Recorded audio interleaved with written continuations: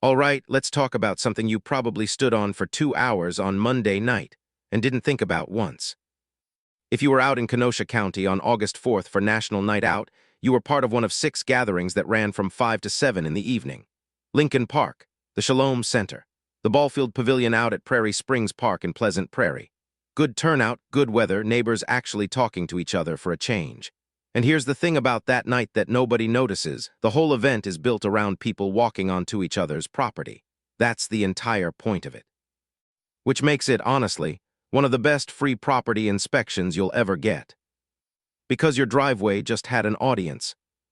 Think about where these things actually happen. Block parties, graduation open houses, cookouts, the 4th of July, whatever it is, they all end up in the same place. The driveway, it's flat, it's wide. And it's the only part of most lots that can hold 20 folding chairs and a card table without anybody sinking into the grass. So whether you like it or not, that slab of concrete is the most looked-at surface on your entire property. More than your siding, more than your landscaping. People stand on it, they set their chairs on it, they watch their kids run across it. And I'll tell you what, a settled slab or a spiderweb of cracks registers with a visitor in about 3 seconds. They're not judging you for it. They're just noticing. It's automatic. So here's what I want you to do, and it costs you nothing. Walk the same path your guests walked. Do it in daylight, not at dusk when everything looks fine. And bring a tape measure because you're looking for movement, not just marks. 5 things. First one, trip points. Any spot where one slab sits higher than the one next to it. And you'd be surprised how small that gap can be and still cause a problem. A 1/4 inch is enough to catch a shoe. That's it. A 1/4 inch. If somebody caught their toe at your cookout and played it off with a laugh, that wasn't clumsiness. That was your concrete telling you something. Second, flaking and pitting. That's surface material coming loose in thin sheets or little craters popping up across the top. 9 times out of 10, it's worst near the road apron, that section down by the street, because that's where road salt lands and sits all winter. Third, crack width. Now hairlines are normal. I want to be really clear about that because people panic over hairlines. Concrete shrinks as it cures. It's going to crack somewhere, and a thin one is just the material doing what the material does. But a crack you can slide a pencil into, that's a different conversation entirely. Fourth, standing water. If you had puddles sitting on the driveway all evening after a rain, the slope is either gone or it was never right to begin with. Water is supposed to leave. If it's not leaving, something moved. And fifth, this is the big one, water heading toward the house. That's the most expensive thing on this whole list because it doesn't stop at the concrete. It ends up at your footings. Everything else on this list is a driveway problem. That one's a foundation problem wearing a driveway costume. Okay, so let's say you found something. The question everybody asks next is this cosmetic or is this actually serious? Most homeowners get this wrong in one of 2 directions. They either lose sleep over a hairline that's completely fine, or they ignore a slab that's genuinely failed underneath. And the whole thing comes down to one question: is the concrete still supported from below? Hairline cracks with no height difference between the sides. Normal curring and shrinkage. Cosmetic. Seal it, keep an eye on it, move on with your life. Flaking and a pitted surface. That's de-icing salt plus freeze-thaw doing its work. Cosmetic to moderate. You're looking at resurfacing or replacing that one panel. A wide crack where one side sits lower than the other. Now we're talking. That's base washout or soil settlement underneath, and that's structural. That section needs to come out and get repaired. A whole section tipped toward the house. Failed subbase, bad drainage. Structural. That's full replacement with regrading, and it's not optional because we already covered where that water's going.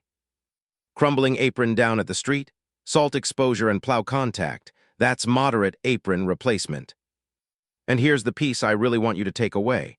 Sealing a slab that's lost its base does absolutely nothing. Nothing. You're putting a nice finish on top of a problem that lives underneath it. That is the single most common wasted repair dollar we see on residential driveways around Kenosha and Summers, and it's frustrating to watch because that money could have gone toward an actual fix. Now, why am I telling you this in August? Because our winters here don't just freeze. That'd almost be easier. Being this close to Lake Michigan, temperatures swing above and below 32 degrees over and over again all season. And every single one of those swings takes whatever water is sitting in that crack, freezes it, expands it, and pries the concrete a little wider. Then it thaws. Then it does it again. Now add the salt that goes down on Kenosha County roads and gets tracked right onto your apron by your own tires. So a hairline you shrug at in August becomes a spall you can't ignore in April. That's not a scare tactic, that's just how the material behaves around here. Pouring season realistically runs through late fall, but work booked in August gets cured, sealed, and fully settled long before the first hard freeze hits. You're not racing anything, you're just ahead of it. So repair, replace, or upgrade. If the slab is level and sound, targeted repair is the right call, and you should take it. Sealing, joint work, swapping out one section, all of that costs a fraction of a full teardown. Don't let anybody talk you into more than you need. But once multiple panels have settled, or water's running toward the house, patching buys you a season at best. Full replacement starts with pulling the old slab and rebuilding the base underneath, and that base is the part that actually decides how long your new pour lasts. Not the finish, the base. And if you're tearing out anyway, this is the cheapest moment you will ever have to change the plan. Homeowners in Pleasant Prairie and Bristol do this all the time. Widen the drive so there's real parking. Add a proper back patio for the same crew that shows up every August anyway. Run a stamped border or a stamped apron to break up what's otherwise a big gray field. The demo and prep are already paid for. Changing the shape, while you're there, costs a lot less than coming back for it in 3 years. So this week, take photos of anything you flagged on that walk, and lay a tape measure across the widest crack when you shoot it.